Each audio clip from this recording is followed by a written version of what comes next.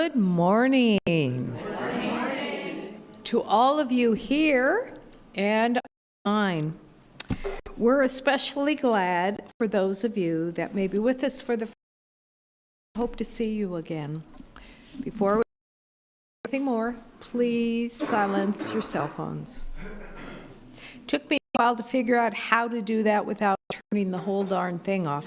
I got it now. I am the Reverend Suzie Matranga-Watson, and I'm your worship leader today. And our speaker will be our own Reverend Landerman Zucker.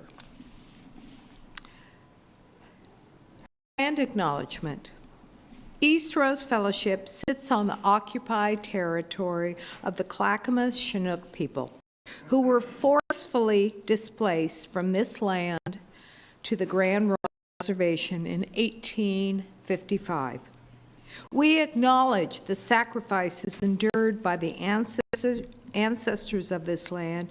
Our own presence here today is only possible because of the injustices committed against them. We recognize the inherent sovereignty of the Chinook Nation and the Confederate tribes of Grand Ronde, who carry on the traditions, histories, and legacy of their ancestors from immemorial to this day. We seek meaningful relationships with these communities that foster repair. Now, let's take a moment and greet each other here in the chapel and online. Please stand and face the cameras, which are right under the clock. Wave at the people online and welcome them. Next, turn to your neighbor and say hello.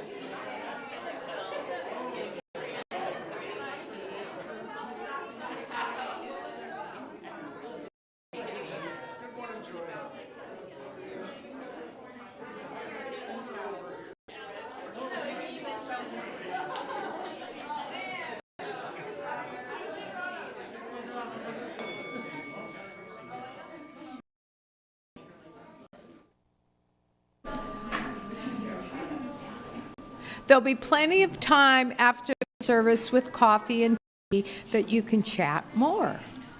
For our online guests, if you would like to share a joy or sorrow during that portion of the service, you can do so by entering it on the YouTube chat with everyone. I also encourage you to identify yourself in the chat so we may better acknowledge your presence with us today.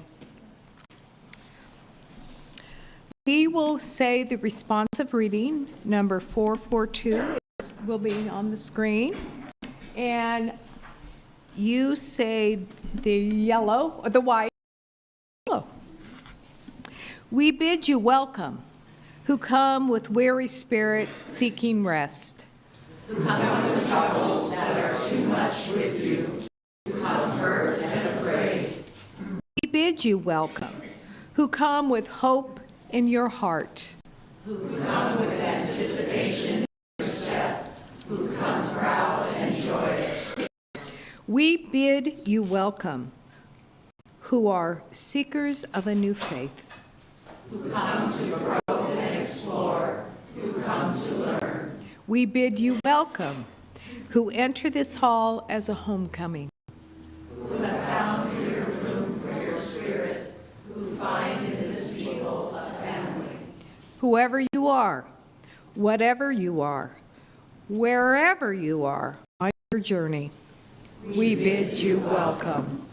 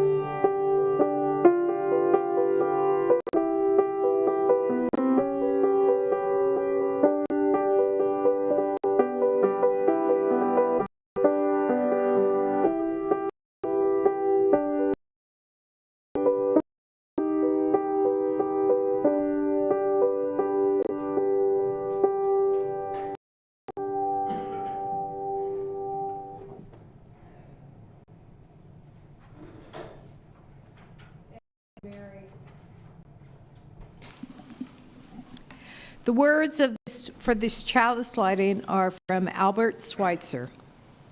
At time, our own light goes out and is rekindled by a spark from another person. Each of us has cause to think with deep gratitude of those who have lighted the flame within us. And we light the peace, purple peace Advent candle and the candle Hope. Peace is for today, hope was for last Sunday. Thank you, Susie. Good morning, fellow coughers and sneezers. I'm going to endeavor to cough as little as possible during the service today. It's good to see and to see again such a full room as we move through the holiday season. In keeping with my theme today, my words is a poem called Famous by Naomi Shihab Nye, a poet. She says, is famous to the fish. The loud voice is famous to silence, which knew it would inherit the earth before anybody said so. The cat sleeping on the fence is famous to the birds watching him from the birdhouse. The tear is famously, briefly famous to the The idea you carry close to your famous bosom. The boot is famous to the earth, more famous than the dress shoe, which is really only famous to floors. The bent photograph is famous to the one who carries it, and not at all famous to the one who is pictured. I want to be famous to shuffling men who smile while crossing streets, children in grocery lines, famous as the one who smiled back. I want to be famous the way a pulley is famous or a buttonhole, not because it did anything spectacular, but because it never forgot what it could do. Our opening hymn is number 34 in the gray hymnal. The words will also be on the side. Though I may speak with bravest fire. Please rise as you are able.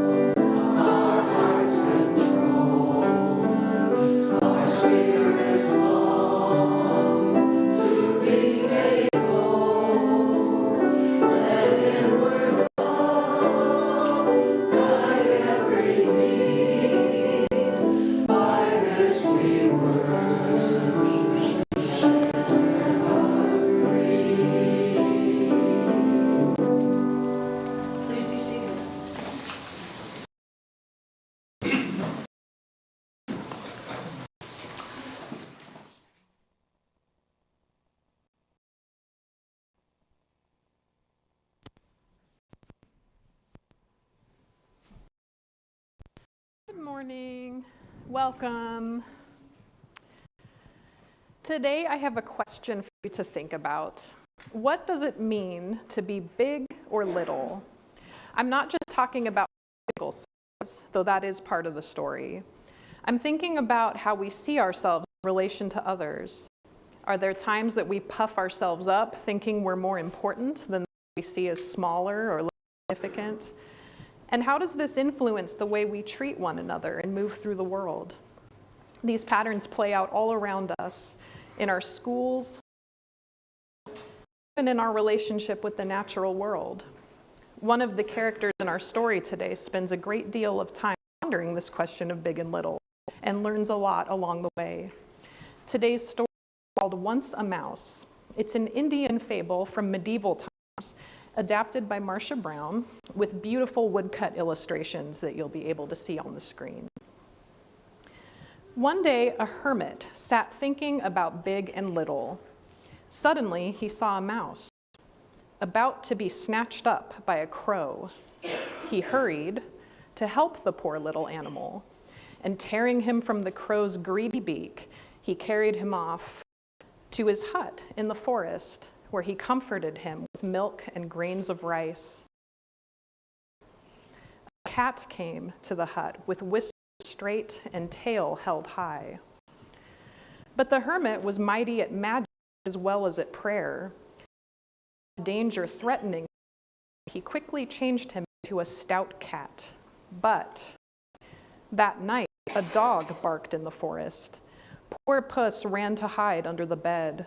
The hermit wasted time in thinking about how big, so big, and changed the cat into a big dog.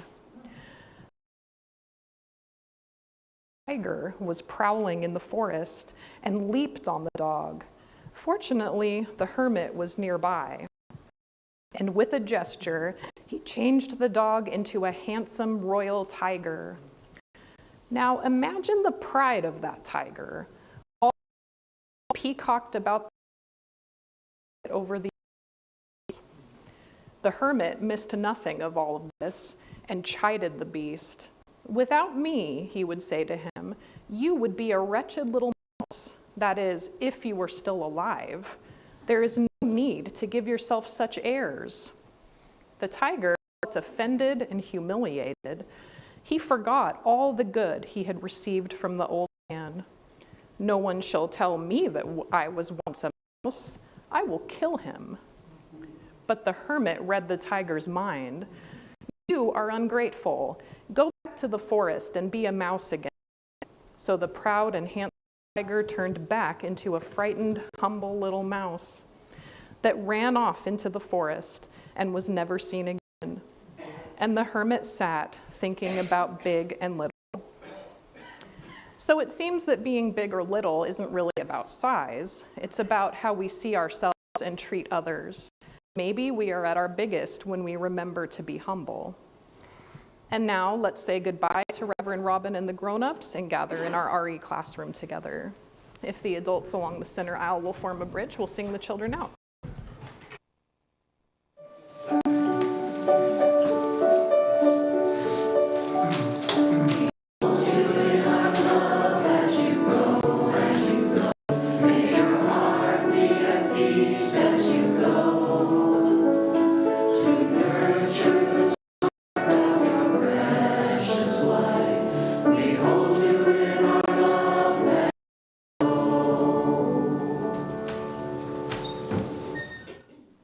I'm going to invite you now into a space with me. Put your feet on the floor and uncross your arms and drop your shoulders. Close your eyes and take one big exhale. One big inhale and one big, loud exhale. Really exhale. Let's hear the exhale. Yeah, good. See how much tension you're holding in your shoulders, your face, your neck, your jaw, the area around your eyes. See if you can melt that with some breath. 4 beats in through your nose, 5 or 6 beats out slowly through your mouth in a steady rhythm. 4 beats in through your nose, 5 or 6 beats out through your mouth. Just be with yourself and be with your breath. No high thinking or planning the rest of your day or wondering if you're doing it right. You're just breathing. You take your breath everywhere with you. It's your personal first aid. It can calm you, bring you to presence. So we're just going to breathe together.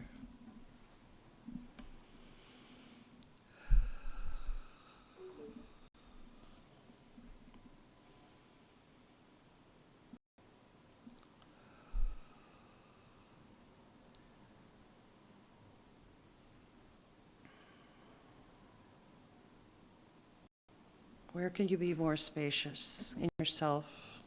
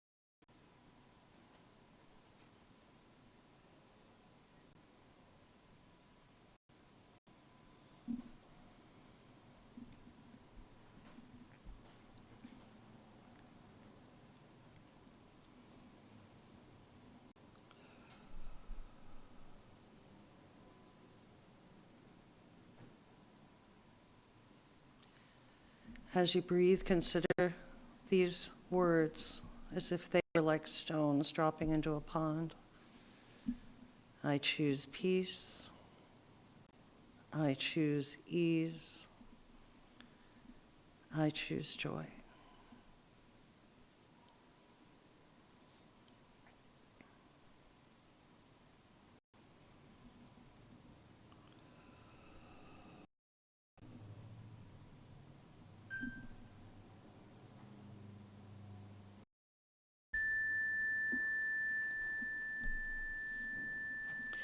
Do a few more rounds of breath. Don't pull yourself out of it too abruptly. Just a few more rounds and come back into this space. And a big exhale.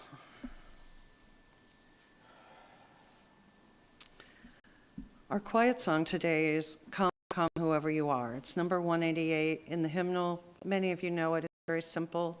We'll sing it one time through all together, then we'll sing it around. This will be group 1. This will be group 2.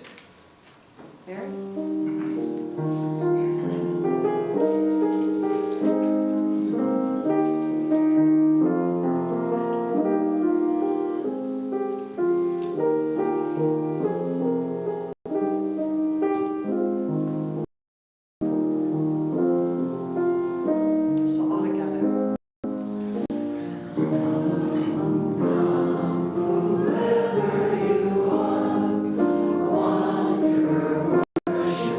Lover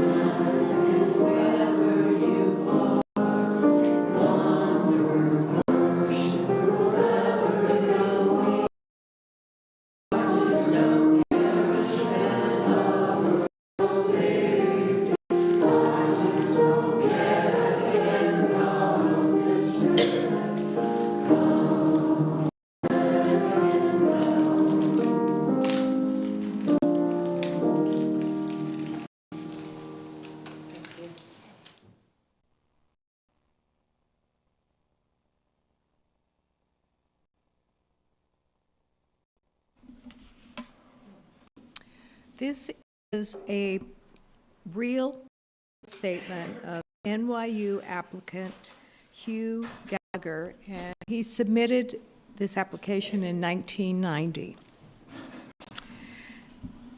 The application said, 3A, in order for the admissions staff of our college to get to know you, the applicant better, we ask that you answer the following question.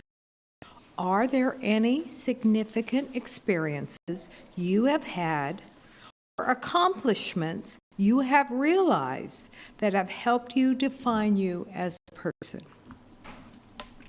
This is what Hugh wrote.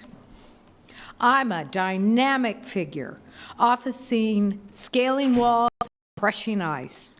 I have been known to remodel stations on my lunch breaks, making them more efficient in the area of heat reduction. I translate ethnic slurs for Cuban refugees.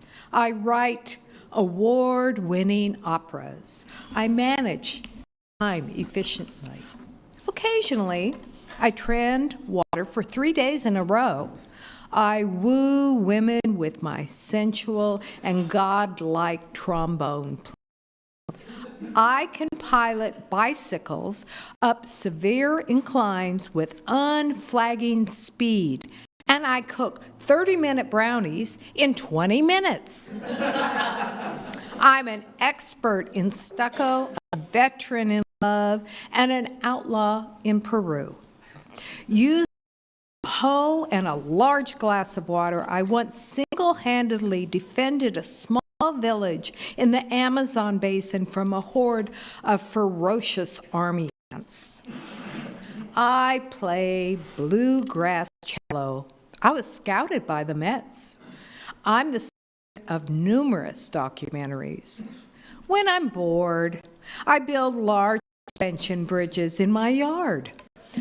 I enjoy urban hang gliding. On Wednesdays after school, I repair electrical appliances free of charge. I'm an abstract artist, a con a ruthless bookie. Critics worldwide swoon over my original line of corduroy evening wear. I don't perspire. I'm a private citizen, yet I receive fan mail. I have been caller number 9 and have won the weekend passes. Last summer, I toured New Jersey with a traveling civil force demonstration. I bat 400. My deft floral arrangements have earned me fame in international botany circles. Trust me. I can hurl tennis rackets at small moving objects with deadly accuracy. I once read Paradise Lost, Moby Dick, David Copperfield in one day, and still had time to refurnish an entire dining room. I know the exact location of every food item in the supermarket. I have performed several covert operations with the CIA. And when I do sleep, I sleep in a chair. While on vacation in Canada, I successfully negotiated with a group of terrorists who had seized a bakery. I balance, I weave, I dodge, I frolic, and my bills are all paid. On weekends to let off steam, I participate in full contact origami. Years ago, I discovered the meaning of life. I forgot to write it down. I have made extraordinary 4-course meals using only a mulai and a toaster oven. I breed prize-winning clams. I have won bullfights in San Juan, cliff diving diving competitions in Sri Lanka, and spelling bees at the Kremlin. I have played Hamlet, performed open heart surgery, and I have spoken with Elvis. But I have not yet gone to college. The author was accepted and attended NYU.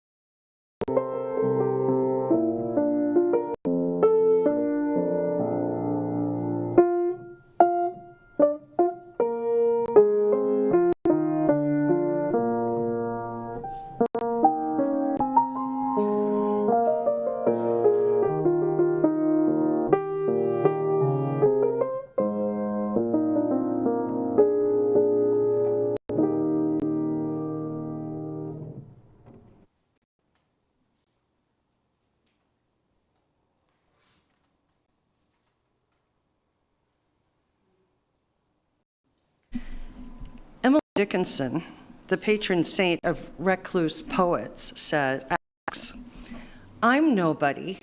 Who are you? Are you nobody too?" Then there's a paradox. Shh, don't tell. They'd banish us, you know.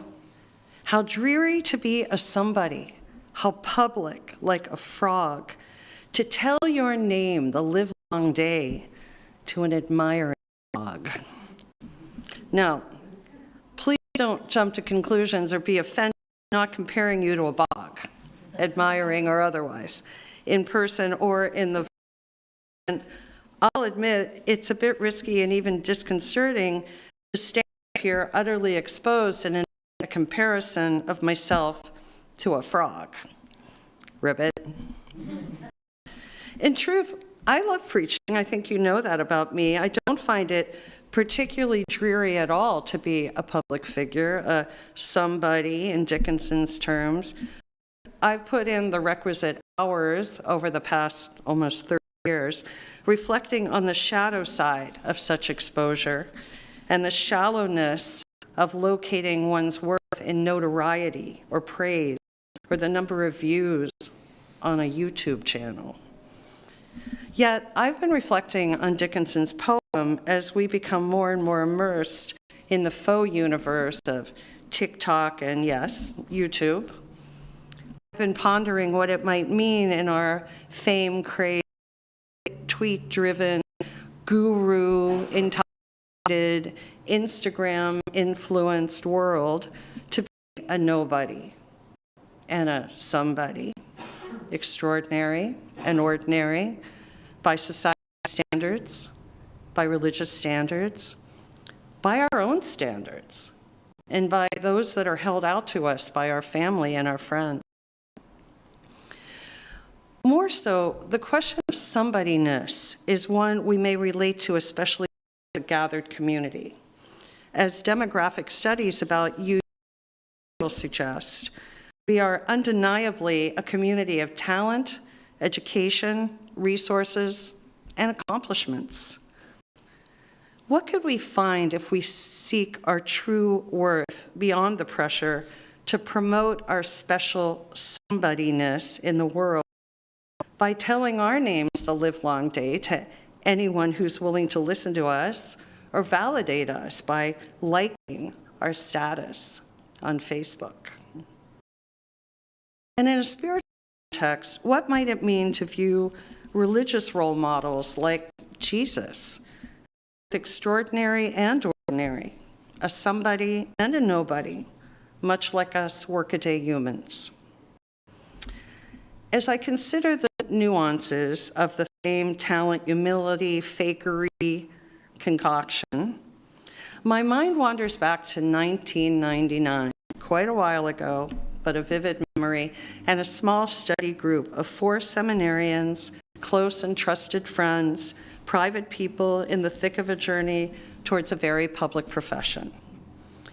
Together, we met to prepare for our appointment to the Ministerial Fellowship Committee, or the MFC short, at the UUA, and to hopefully gain their very important stamp of approval.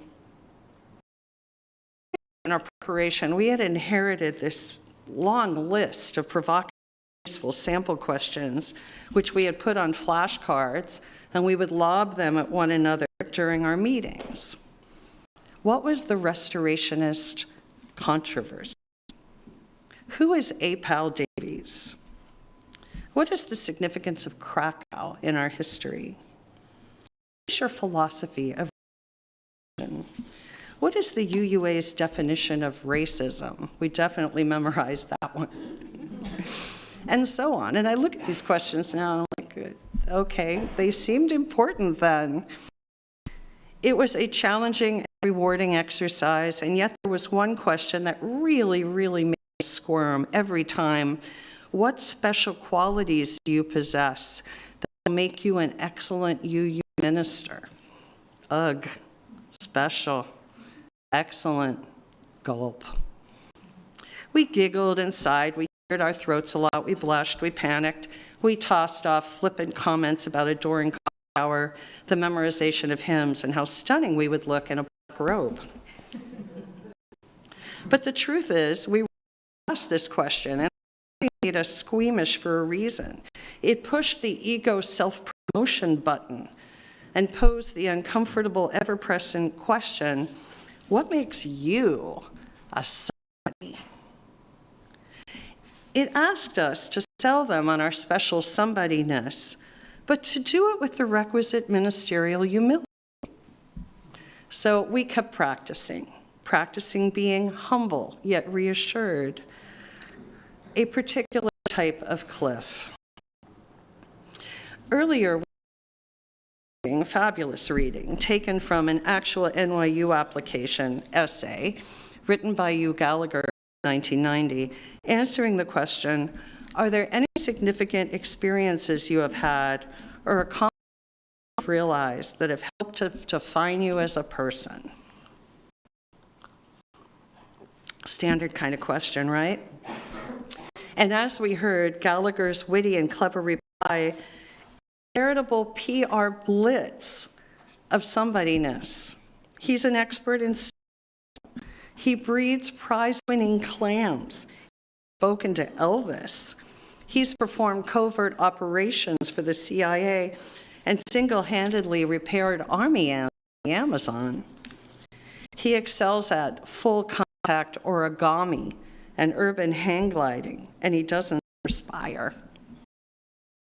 Obviously, the young man is a talented writer with a fantastic sense of humor. He skillfully pokes fun at the question, asking, can accomplishments ever truly define who we are or express our worth? Can experiences or notoriety, no matter how meaningful or memorable, capture our somebodyness adequately? Personally, I don't think so. So why do we keep asking and answering the somebody question? Probably because we don't really have a lot of choice. It begins with Star of the Week and continues through auditions, math Olympiads, Little League tryouts, college applications, job interviews, and appointments with approval boards at the MFC. A quick Google search on my computer the other day underscores for me what a surreal society we live in, one in which every superstar and wannabe headlines a fan club, and where there is a hall of fame for every conceivable endeavor, from Alabama jazz and anagrams to freshwater fishing and shareware. There's even a psychology hall of fame, which is bizarre, sponsored, not surprisingly, by 1-800-therapist.com. Amazing and bizarre. It seems that in our very consumer-centric society, driven by an insatiable need to both idolize and vilify celebrities and leaders, anyone else who dares be a somebody, and accumulate wealth and gain power, everybody is expected to market themselves these days in what a New Age business consultant, James Wanless, calls the you biz, in which you, the individual, are the product. And if you're on Instagram for even 5 minutes, you can see how this has become pretty.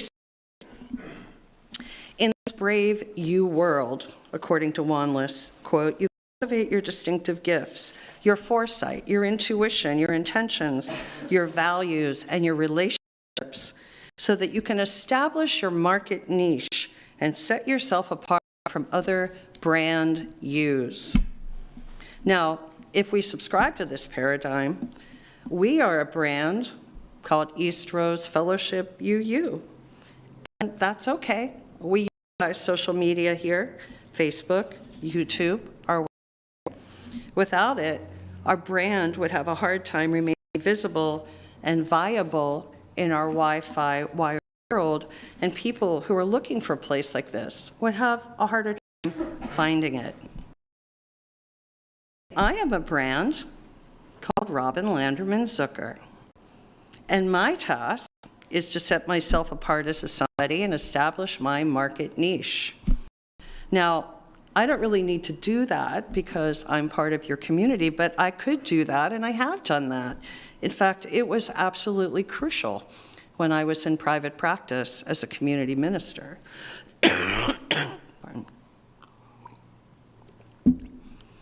I am all for believing in myself, believing I can excel in my chosen field, even faking it till you make it.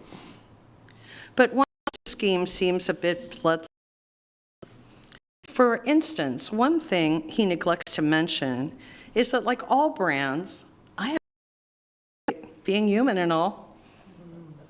And I'm not quite sure how to work that little wrinkle into my product slogan. I thought maybe sermons dated for freshness?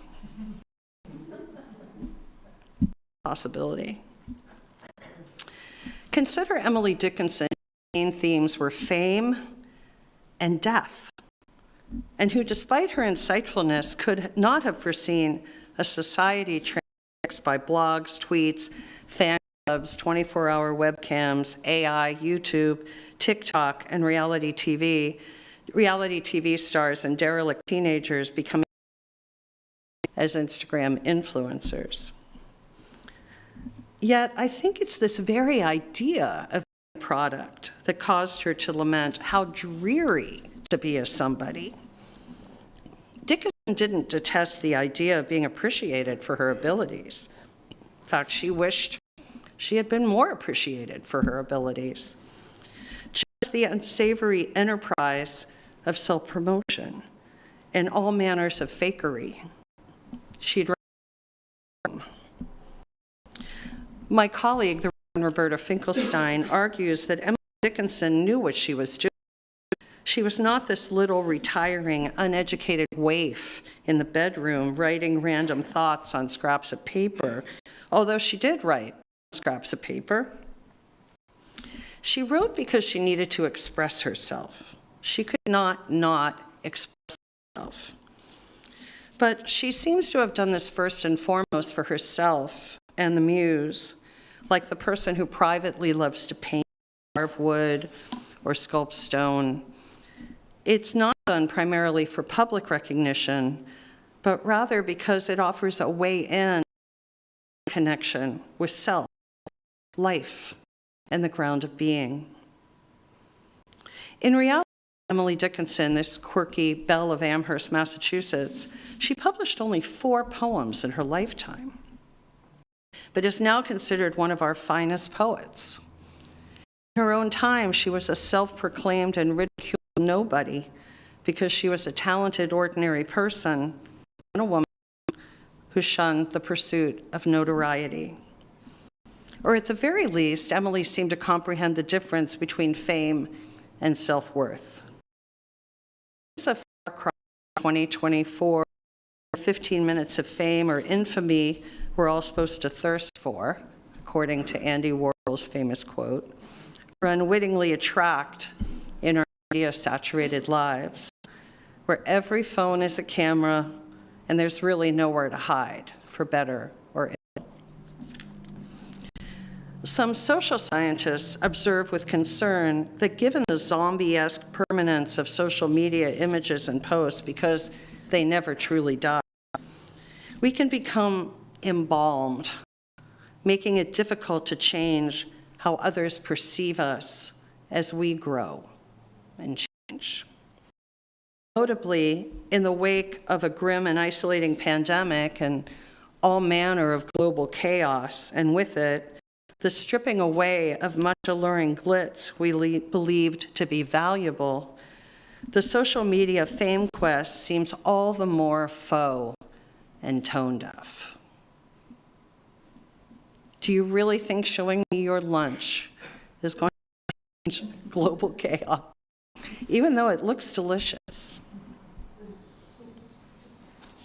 We've often been tantalized by celebrities and their high-style outings, and we sometimes want to devour every iota of information we can get about their private lives. And I think on some level, we're relieved to find out that these celebrated somebodies are actually a lot like us. Run-of-the-mill folk who sinks and bad haircuts, health issues, failed marriages, bipolar spouses, parenting challenges, flesh and blood people with expertise, face longing and disappointment, who were susceptible to COVID-19, and the people who experience triumph and tragedy, just like us regular folk. This can allow us to both adore them for their talents or pizzazz and care for them as regular human beings at the same time. Now, speaking of talent, I am not suggesting that we should ever pretend that we don't have any or sit around waiting to be discovered. Here's where this sermon is going to sound a little bit like a commencement address. If you are an accomplished mathematician, I would never urge you to act fuddled over long addition. Playing small doesn't serve the world. It actually robs the world of the blessings that exist within each of us in all sorts of shapes, shades, and measures. And I do believe these are sacred blessings, and that even the most ardent self-made person or humanist had to get their raw material from somewhere. Somebody, a big somebody we celebrate this season, who really liked preaching a lot, just like me, was Jesus. In the Gospel according to Matthew, in his famous Sermon on the Mount, he preaches these very well-known words. You are the light of the world, a city built on a hill. No one, after lighting a lamp, puts it on a bushel basket, but on a lampstand, and gives light to all in the house. In the same way, let your light shine before others, so that they see your good works. In other words, sing out, Louise, the famous musical says. But ironically, in the same chapter of Matthew that Jesus preaches, he preaches, the meek shall inherit the earth. Uh-oh. And that brings us back to that uncomfortable MFC study question about our special qualities, our distinctive somebodyness. Possibly negotiate the tightrope between being in the years, being authentic, and walking humbly in the world. Those who extol Jesus' exceptionalism, Christians, the role he has as Savior to them, the one true path, they believe him to be the Son of God. In some ways, some very crass ways, really, he has been appropriated, branded, and marketed in society. The 69.99 Trump Bible comes to mind. Yet, the human Jesus, the one you use respect as an exemplar, was actually somewhat reluctant to make the claim of divinity or chosenness, a trait he shares with Old Testament prophets. He often referred to himself as the Son of Man, suggesting that the first shall be last. When he uttered Father, it was in reference to the God tribe of the Jewish people. When asked whether he is the Son of God, he replied famously, "But who do you say I am?" He was leaving it to faith and perception. Now, in the praise game, we are highly susceptible to perceptions too. We can only perceive ourselves as somebodies in externally defined measures or benchmarks. You can't be a somebody in relation to yourself because you're yourself, no matter what. The thing is, trying too hard to be a somebody with a capital S is exhausting and dreary, and actually separates us from our inherent specialness, the authentic gifts that emerge when we try to get out of the way and let them flow. One can find greater freedom residing in that flow of one's extraordinary ordinariness, where there is no better or worse, no greater or lesser, no bigger or smaller, no comparison of any sort. As Naomi tells us, I want to be famous in the way a pulley is famous, or a buttonhole, not because it did anything spectacular, but because it never forgot what it could do. Now, I relate to that. I ponder my own worth. I actually find it resides mostly in the extraordinary ordinariness of my day-to-day existence as a minister, grandmother, friend, colleague, journeywoman, human being.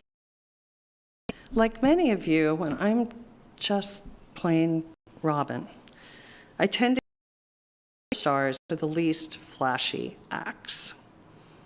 My now Kayla, for instance, still tend to think I'm a somebody because I come through in a pinch, I listen and care, visit the grandkids.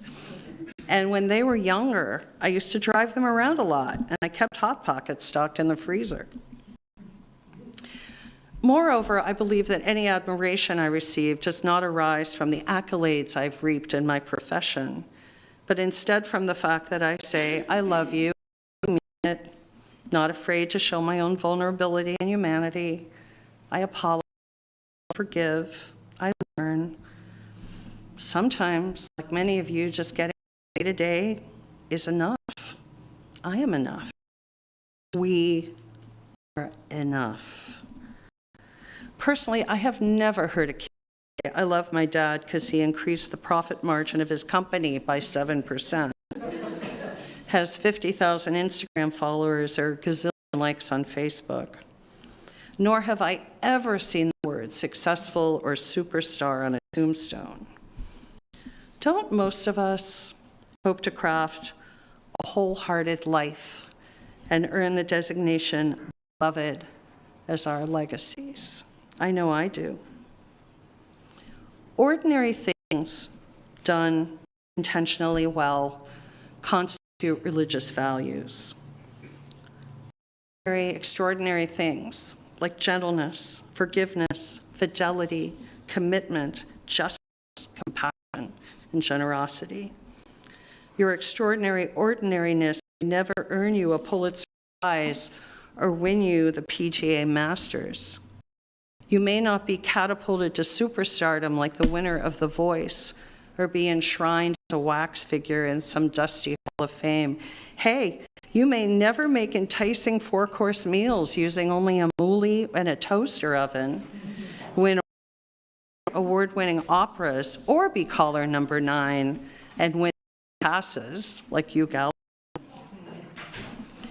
Inevitably, we do need to strive for some measure of excellence in order to succeed in society's conventional and external arenas, including ministry. Yet, in the final analysis of our worth, beyond that alluring clickbait of hollow fame, we can embrace and celebrate our extraordinary ordinariness. Frauds, recluses, poets, cynics, somebody's somebody, enduring prophets, lights of the world, all. We are enough. Blessed be Blessed we, and amen. Our final hymn is number 1008, When Our Heart is in a Holy Place. Please rise as you are willing and able. That's in the teal hymnal for it.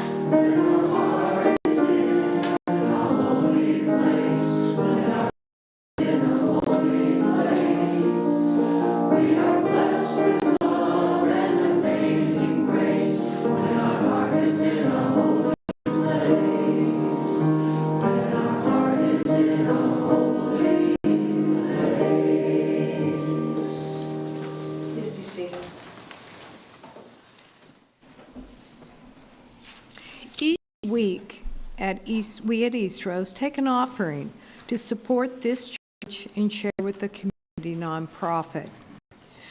This fiscal year, half of our offering will go to NAYA, Native American Youth and Family Center, which serves self-identified Native Americans, infant to elder, from across the Portland metropolitan area.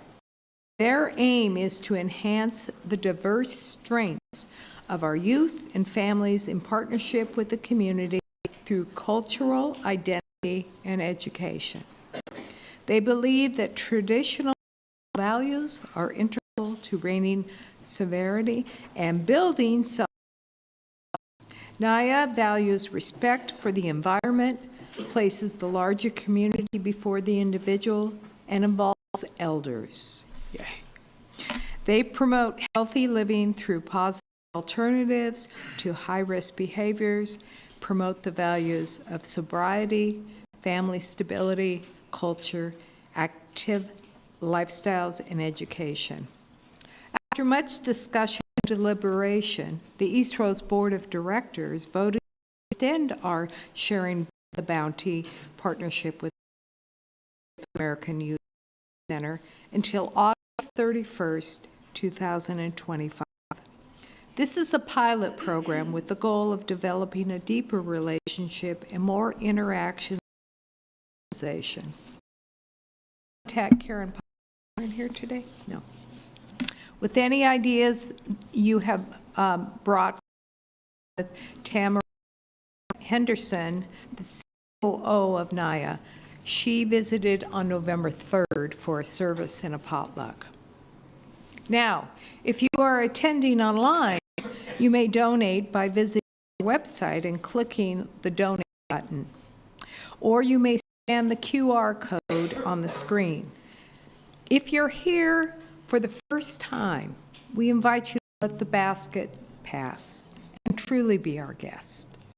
The gifts of the congregation will now and gratefully be received.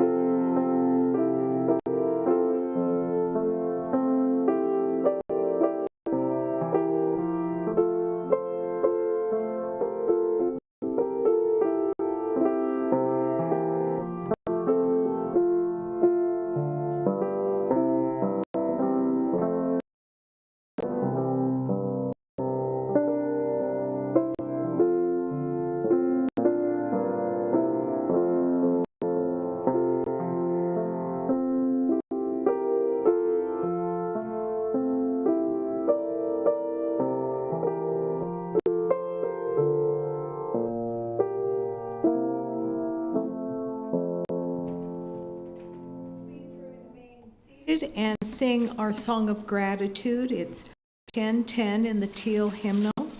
We give thanks, and the words are on the screen.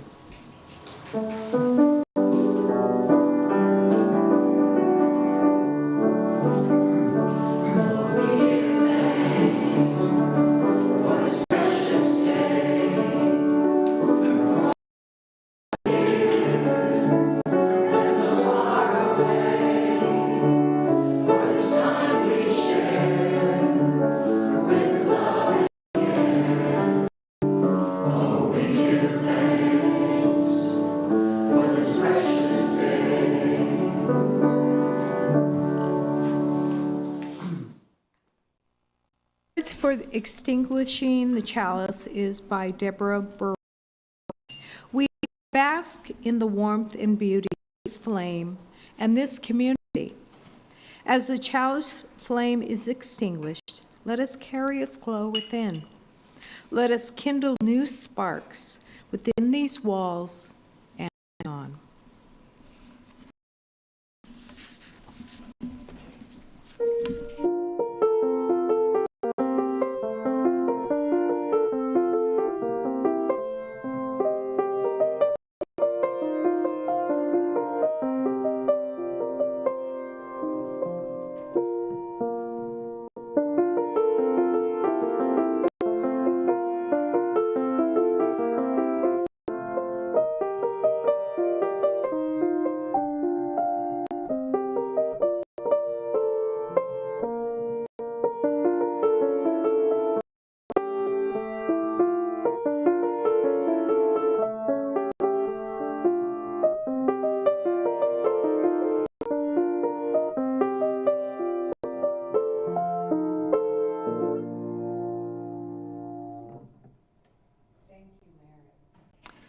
The announcements. We have a few announcements, so listen up.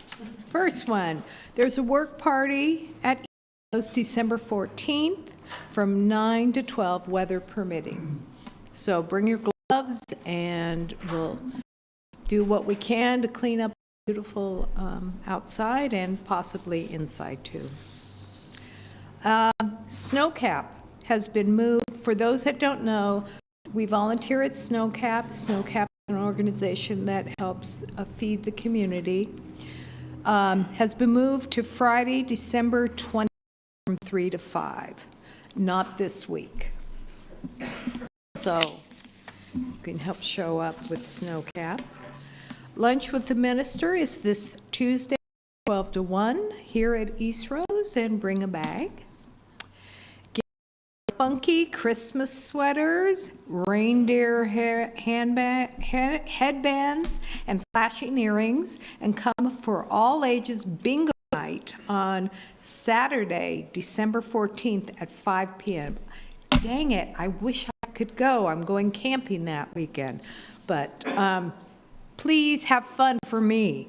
There will be food, fun, and some small prizes too. Hey, planning ahead. We will have a solstice celebration here on December 21st at 3 p.m. And our Christmas Eve service will start at 4:30. Lastly, there are some pieces of paper, and Charity's going to hand them out. This is a gift drive for our partner, Naya, and they are asked that we're giving a gift drive of gifts and gift cards for children ages 12 and under. No stuffed animals. Yes to Bluey. I don't know what Bluey is, but somebody out there does. Electronics, trucks, dinosaurs, etc. Yes to clothes for infants and sizes for older children in the range, and yes to gift cards. And then please get these to the church by December 15th. That's next week. Thank you. Okay, and